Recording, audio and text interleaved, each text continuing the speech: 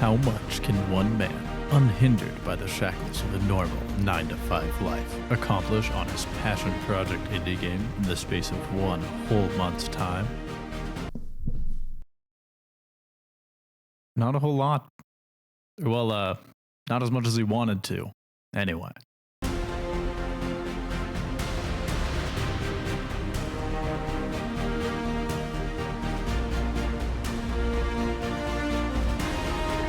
Okay, I'll cut the music now and we can go back to the normal stuff. This video is going to cover about how a whole month of game dev went, so, well, let's just jump into it. So at the end of the last video, we had a light, a bunch of blocks, and this rotating cube dude, and that was basically it. Not really much of a game here at all. So the goal for this next video is to get a minimal viable product, or something that actually resembled a game that's playable, up and running. That obviously didn't happen, and we'll get into how all the programming went, but first, a poorly drawn explanation of the actual gameplay elements, because I didn't really give one last time, because I didn't really have the gameplay elements hashed out yet. Not saying that I do now, but I have a much better idea of what it is I actually want to make. And just kidding about the drawing and all that shit, I went through and I filmed myself trying to explain the basics of the game about 20 times, but I've come to the conclusion, it's a prototype. The most important thing right now is I just take an idea and I run with it and see how it works. The idea is you're a dude in a forest, the entire world has no plants, it used to have plants, and you're trying to bring the plants back. That's the idea, that's what we're prototyping, no further explanation. Time to jump into the programming, here we go, week 1.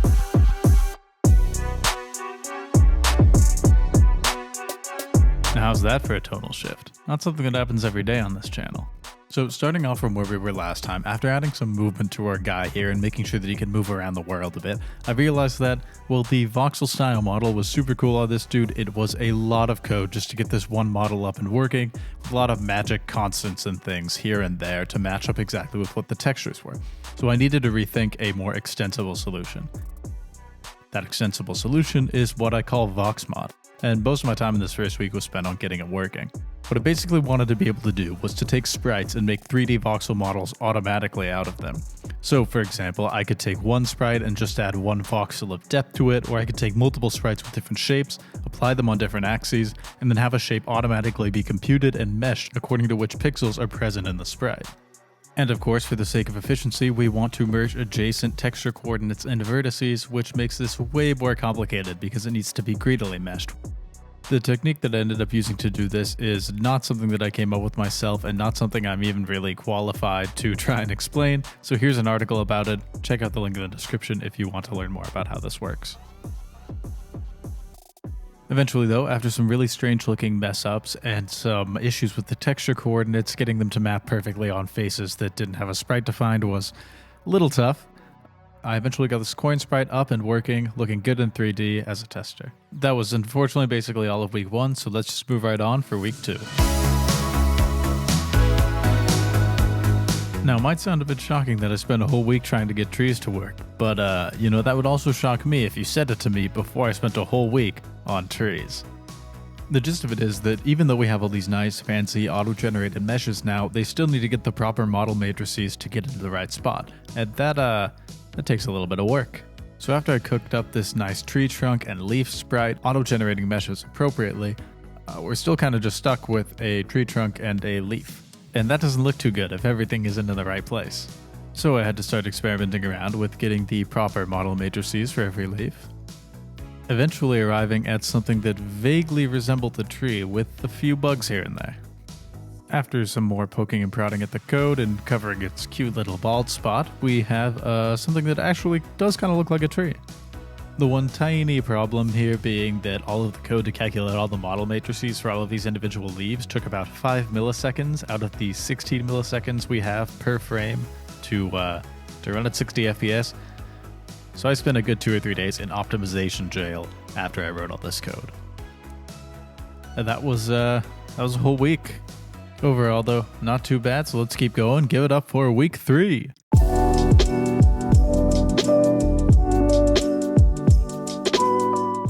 So even with this early point in the game, thinking about how I wanted to expand upon things that were already there, I could already tell that the traditional object-oriented entity structure just wasn't going to work for me for this project.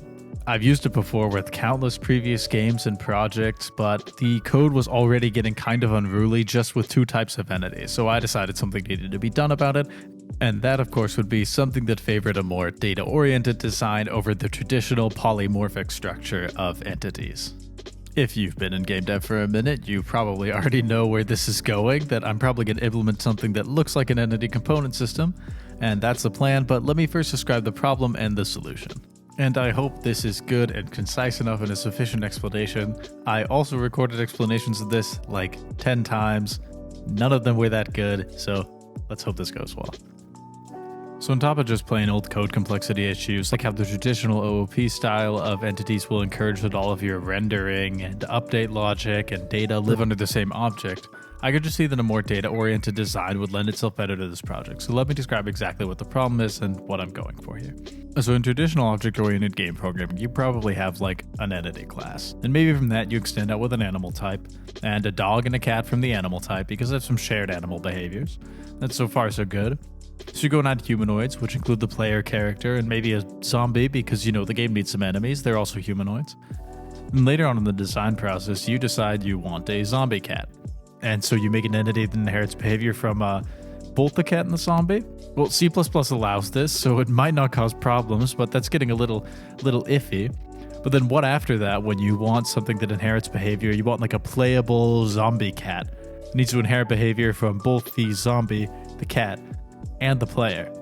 And then, how about maybe like the zombie cat got its, because it like eats brains, it ate the brain of a dog, so it can bark now, so it needs dog behavior. So now you have a playable zombie cat, but also it barks, and you're playing as it.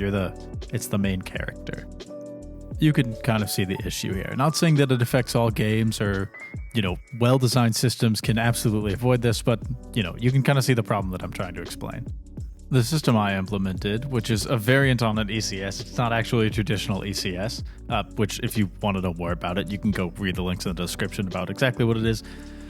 Basically is that entity behaviors are split up into components that contain their own data and their own logic. So now when I want a playable zombie cat, instead of this sort of polymorphic layout, the playable zombie cat will now consist of maybe a position component, a velocity and collision component that, handle their respective logic, a zombie renderer component, and then, a meow component because it's also a cat.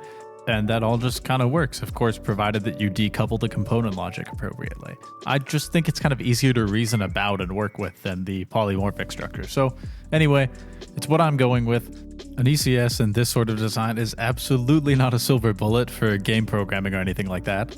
It of course comes with its own problems, which I haven't really discussed here. This is not the beginning or the end of the discussion around entity component systems or anything like this. This is just my 2 cents and what I'm running with for my engine.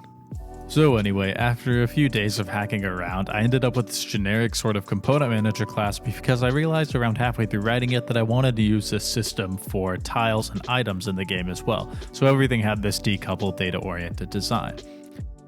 Glossing over a lot of the implementation details, obviously, this is basically what the interface boils down to. We have component types, component arrays, and then these 3 primary data structures within the component manager.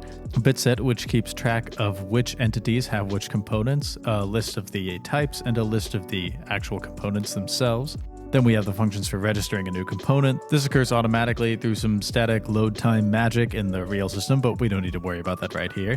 And then we have all of the expected operations where you can add a component to an entity, you can check if an entity has a component, get the component data, or remove it. And then, of course, the actual implementation has a bunch of other different functions, including triggers and stuff like that, but we don't need to worry about that here. Oh, and on top of this, entities also have this whole event system where they emit and respond to things like collision events, render events, move events to make the whole system even cleaner rather than having this whole big mess of chain method calls like I had before. Anyway, with all of that in working order, we now have 2 trees. Ain't that cool? Also, this little grass thing here, which I guess is cool because it's way easier to add entities into the game now, and water and dirt that were just some testers. Also, the entire world is gray now because, that's also a part of the game. Anyway, the rest of the week was me trying to fix bugs in this component manager system that I made, and I also animated water. This is done through some fancy dynamic texture updating thing that updates areas in the entire atlas. Oh, the atlas also stitches itself together automatically, like the whole texture atlas for the game. That's also something that was pretty cool, I guess. But the ECS was cooler. Anyway, moving strong, let's move on to the final week and enjoy the fruits of our labor. My labor. Anyway, week 4, final week, let's go.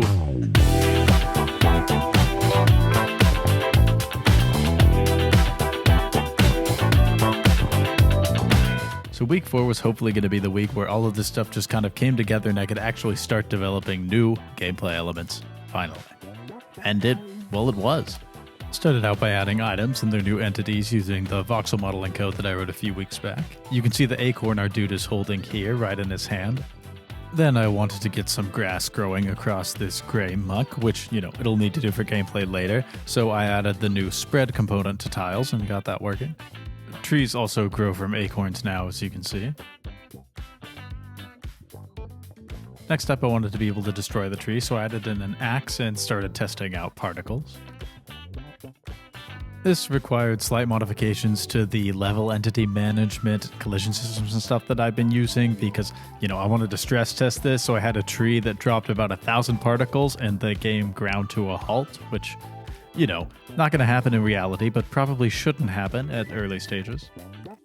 And then near the end of the week, I spent some time flexing the pixel art skills, drawing some new types of flowers and grass for the world, also testing out the new flora system and everything. And then after adding in a fancy new leaf color, getting the flowers and grass to grow over everything, and adding in a font system, that's basically where we're at the end of week 4. Not as far as I would have liked to be, but sometimes things just take a while, and next time there will be gameplay, there will be gameplay loops, there will be fun things to do that aren't just walk around in a pixel world. So that's it for the video. Come back next time. Thank you very much for watching. Hope you enjoyed. You can follow me on Twitter if you want to hear about things when I'm not posting videos on YouTube, which is most of the time, but I don't post that much on Twitter anyway. Thank you very much for watching. See you next time for gameplay stuff.